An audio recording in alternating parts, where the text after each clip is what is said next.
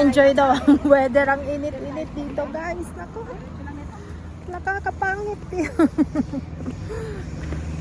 Nakakaitim ang init ng weather. Yun ang trend sa taas. O, diba? Kumusta kayo lahat dyan? So, nandito ang gala-gala, naglalakad. Diyos ko, ang init. Ang iba nag-enjoy sa weather. Nakakaitim dito guys.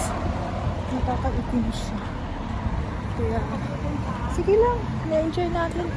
May hangin naman, pero mainit lang siya. Sige, gala-gala lang tayo. Tingnan natin kung anong meron, anong makikita natin dito, at ano ang madidiscover natin dito sa Chelmsford. Kaya naman pag nagpayong pa tayo. Diba? Nakakahiya daw kung magpayong tayo, kaya tiisin na lang natin ang init. Tiis ganda ang init. Lahat naman sila naglalakad sa init nandiyan sa likuran ko. Kaya okay lang.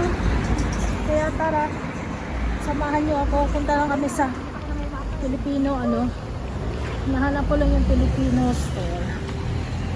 Diba? Hanap lang ako ng udong. Ano ba yun? Si Dodong ba yun? Pakita ko sa inyo mamaya kung ano ang nasa loob. Tara.